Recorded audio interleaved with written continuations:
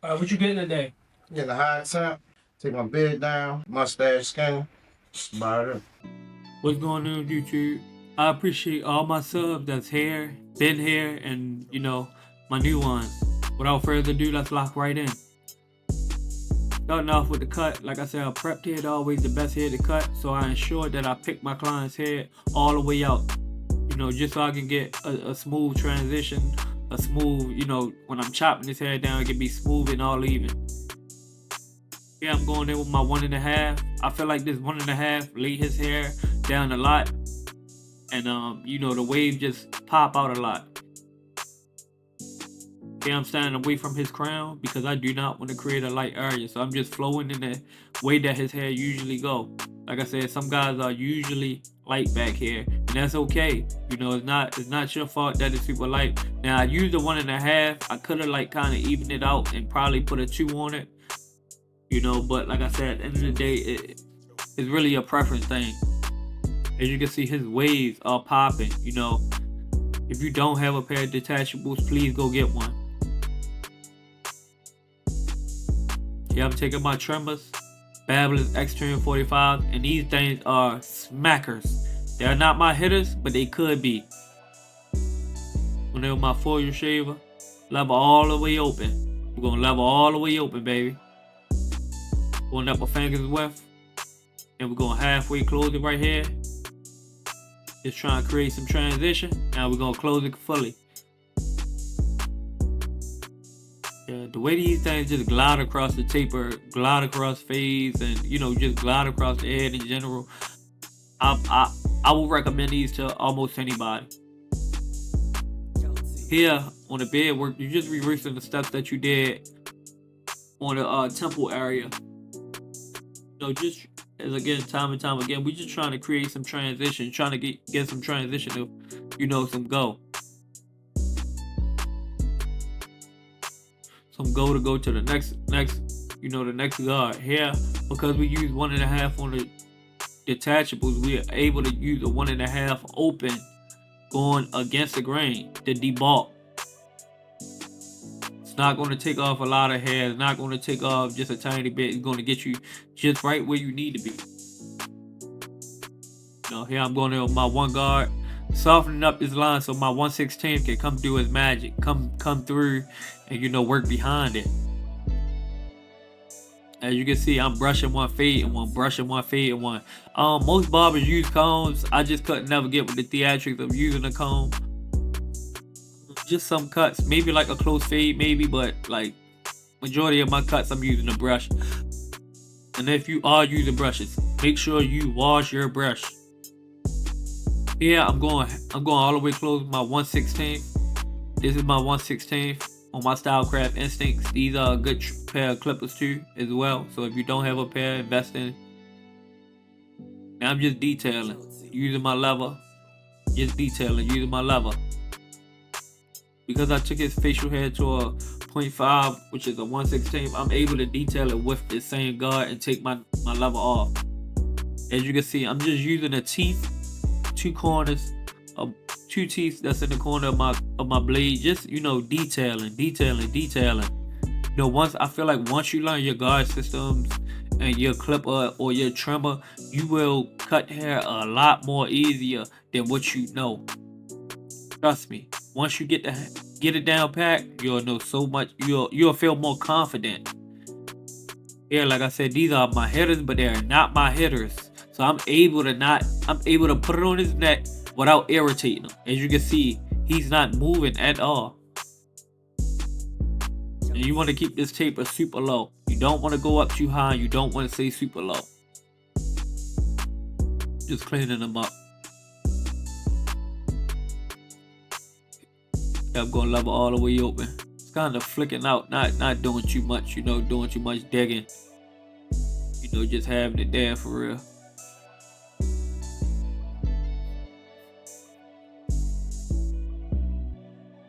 That's coming together good.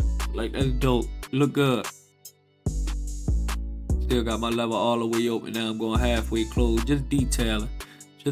I want to be able to keep this taper super low. Guys, please remind yourself that a back neck taper doesn't require you to go all the way up to the top of their head, bro. Like stay as low as you can. Stay as low as you can. You know, my 1.5 level all the way open. I'm just brushing one, fading one. Just softening up my work area. You know, just so my other guards can come past and do what they gotta do. As you can see, I'm just debulking. Ain't doing too much. Now I'm really softening up the line because I got it closed now. So as you can see, I had to open it. I still see, you know, little small areas. And sometimes these areas you may not be able to see until you know, you go to line your client up, and then now you really see it. You know, but that's okay. Got my one guard, you know, doing his magic. Flicking, I'm flicking. Stay consistent with the motion of your flicks. Stay real consistent. Don't get sloppy. You know, don't change your hand movement. Be consistent throughout. Level all the way closed. Bam. Trying to soften up this line for a 0.5. Because I zero gap these, it might look like this one can take it, really. Coming in with my I'm coming in with my 0.5 for my Stylecraft instincts. Just softened up the guard behind, you know, that was right in front of this, which is the number 1. Just flicking, detailing. And I'm bringing that one back out. I got where I want to be. Got that one back out. Yup. That look good. Yup. That look good. You see the transition. You see how I kept his back neck area super low. I kept it super low. You can see I move around my chair. There's nothing wrong with moving around your chair versus spinning your clients. Move around your chair. You know, there's nothing wrong with it at all. Trust me. This look good on everything. But y'all know how I get this my side. I just want to start off and say, man, this beat fire. Whoever made this beat, this beat is it. Trust me, keep going. I don't know if, you know, they gonna let y'all know who made this beat, but I can't. I really don't. I honestly don't know. But again, bro, consistency is everything inside of a haircut, bro. Consistency means you come to work on time. You've been 30 minutes in the shop on time before your clients get there. The way you smell over top of your clients, the way you talk to your clients, the way you look at your clients and to your clients. You know, small stuff like that, you know, I call customer service. You know, never stop having that, you know, because nowadays these younger barbers, man, and I'm one of them. I'm a younger barber, but I don't feel like I'm categorized with them because of how I conduct my business and how I handle my business. Like, you know, these younger barbers, these new barbers now, they want to live a rapper lifestyle. You know, live a barber lifestyle. You know, don't think of how can I make $50 right then and there real quick. Think of how can I make this $50 from this client every week. What could I do to ensure that I'm giving my client more in value than they giving me $1 to ensure that this client I know I have when it come down to the nitty and grit, that I know this client will not go anywhere else. He's gonna wait for me. I could be on a vacation for 2 weeks. He's gonna wait for me. So put in your mind that you is a must. You catering to your client. Yeah, I tell people all the time, like, I work for myself, but no, I work for my client. Like, let's lock back in. Yeah, I just wanted y'all to show it. I just wanted to show y'all how these things hit. As you can see, these things are hitters, bro. Real smackers. Gliding right across the skin, not irritating them at anything, and it's cutting. You know, I just wanted to show the difference with this.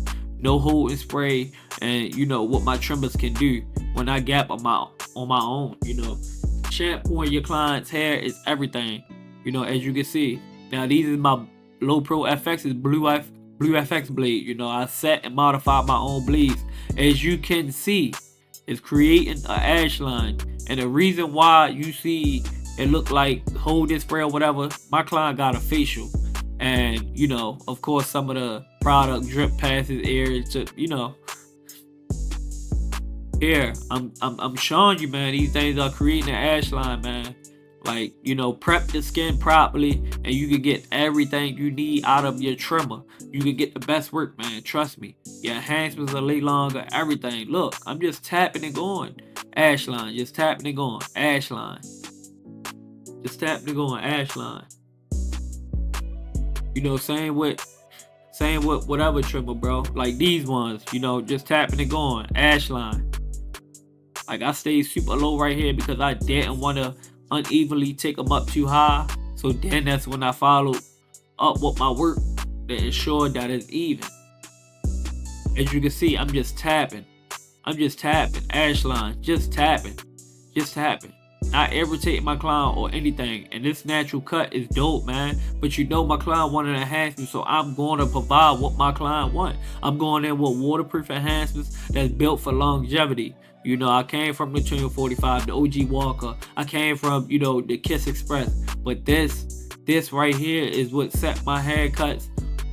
This alone right here, the way I place and lay my enhancements alone is just detail. You know, as you can see, this cut came together. You know, just spraying in light areas. There's nothing wrong with spraying in light areas. Like I said time and time again, y'all knock a barber for using enhancements, but my client wanted. The last thing I would rather do is to give him what he want versus to not have what he wants. So now I opt out on the client. You know, I cut for today's generation because that's who's going to pay the bills. I need a client that's going to come every week versus a client that's coming every 3 months. You know, now I'm taking my Barber Magic pencil. You know, just trying to create some transition. You know, just create transition. Just to make the hairline pop out a lot more.